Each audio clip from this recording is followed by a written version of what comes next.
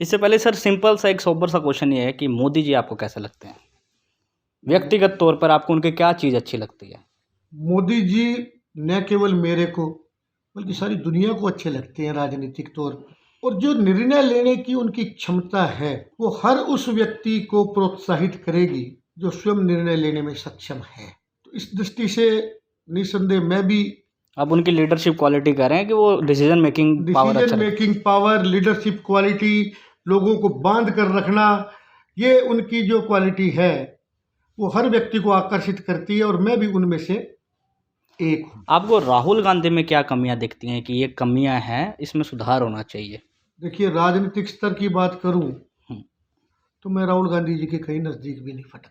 कमियां क्या है, ये सवाल आप मेरे से पूछने की बजाय किसी कांग्रेसी से ही पूछ लो। वो तो सर तो कहते ये हैं कि राहुल गांधी सबसे ऊपर है, मोदी जी ने कहते हैं हिंदुज़म की बात ला रहे हैं, हिंदुत्व की बात ला रहे हैं, हमारे जो नेता हैं वो सेकुलरिज्म की बात करते हैं, हम सरकारी नौकरियों की बात कर रहे हैं, मोदी जी प्राइवेटाइजेशन लेके आ रहे हैं, ऐसे ऐसे तर्क रखने लग जाते हैं सर। वो जब पूछते हैं ना राहुल गांधी जी के ऊपर आप उनको क्या कमियाँ हैं, तो इसलिए मैंने सोचा बीजेपी वालों से पूछते हैं, क्योंकि आप विपक्ष में हैं, आप अच्छे से उनको देख रहे हैं कि यार ये बंदा ये चीज़ गलत कर रहा है, अगर ये चीज़ सही करता तो आगे जा सकता था। सब कोई वक्तव्य देने के बाद में या देने से पहले जिस राजनेता के शब्दों में संतुलन नहीं रहता तो फिर उसके बाद बोलने की कमी है। कमियां गिनाना एक बहुत बड़ी बात हो जाएगी। जहाँ हिंदुत्व की बात है तो नाम क्या था हमारे देश का? हिंदुस्तान। वर्ष संविधान में तो भारत लिखा हुआ है। संविधान में भारत लिखा हुआ है।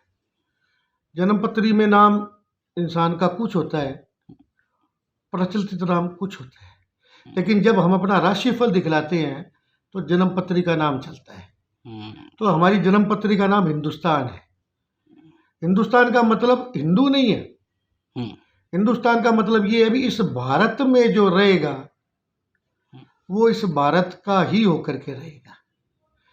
ये जो सेकुलरिज्म की बात कर रहे हैं तो क्या ये तुष्टीकरण की नीति नहीं है? क्या ये दूसरे धर्म को बढ़ावा नहीं दे रहे? ये सेकुलरिज्म दूसरे धर्म को कैसे बढ़ावा दे देगा? बिल्कुल, आप देखो जगह जगह जो कांग्रेस की जहाँ जहाँ सरकार है वहाँ इन्होंने हिंदू संस्थाओं को कितनी एड दी है, उसके कंपैरिजन में मुस्लिम संस्थाओं को कितनी एड दी है, उनकी कितनी शेल्टरिंग की है। ये तो आप पत्रकार हैं, ये चीज़ें रोज़ अखबार में, टेलीविज़न में, हर जगह आती है, इनके बजट में भी होगा। राजस्थान भी इसका उदाहरण है। आप कह रहे हैं कि ये मुसलमानों को तुष्टीकरण करके इनको फेवर करती है, इस कारण उसका वोट बैंक बना हुआ है। बिल्कुल, वोट बैंक बनाने की राजनीति है कांग्रेस की सारी की पर सारी। वही सर बीजेपी कर रही है, बीजेपी भी तो हिंदू का वोट बैंक लेके चल रही है। नहीं, अगर सारा हिंदू एक तरफा बीजेपी को वोट दे दे तो केंद्र में तो सरकार 2024 में फिर बीजेपी की बनेगी। तो फिर तो हिंदुस्तान के जितने भी राज्य हैं सब में बीजेपी की सरकार होती।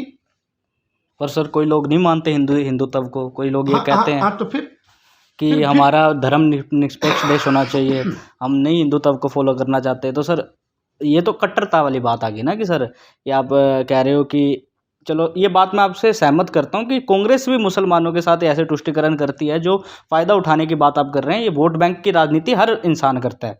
पर सर अब जो आपने सेकुलरिज्म के ऊपर बोला कि सेकुलरिज्म एक तुष्टीकरण वाली चीज़ है, सर उसका मैं पूछ रहा था कि सर ये सेकुलरिज्म और तुष्टीकरण का कैसे सेकुलरिज्म तो ये कहता है कि सभी धर्म एक साथ रहें, एक जगह पे रहें, बिना कोई किसी के भेदभाव के रहें।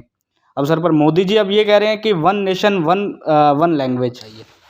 एक बात बताइए आप, हाँ जी, अगर मोदी जी का ये वक्तव्य होता कि भी वन नेशन वन लैंग्वेज, हिंदुस्तानी हो तो आप हिंदू बनो, ये तो बात कहीं भी लागू नहीं है।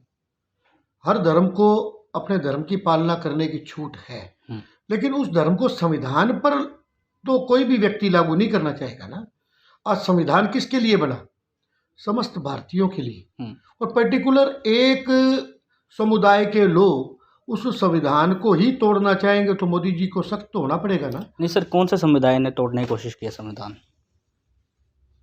आप स्पष्ट रूप से मेरे से क्यों कहलवाना चाहते हैं? सभी जानते हैं, जगह जगह जहाँ भी भारतीय तिरंगे का अपमान हुआ है, जगह जगह जहाँ भी भारतीय संविधान की धाराओं को तोड़ा गया है, वो एक समुदाय विशेष तोड़ रहा है।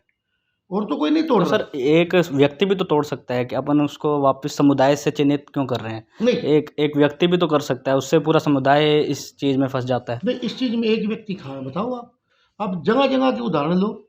हर बार समुदाय का एक मास लेवल पर जो लोग इकट्ठे होते हैं, वो लोग इसका अपमान करते हैं।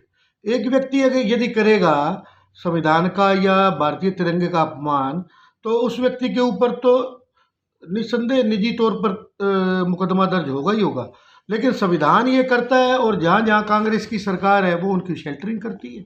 संविधान के खिलाफ जिन जिन लोगों ने अपमान की बात की है, वहाँ कांग्रेस की सरकार उनकी शेल्टरिंग करती है।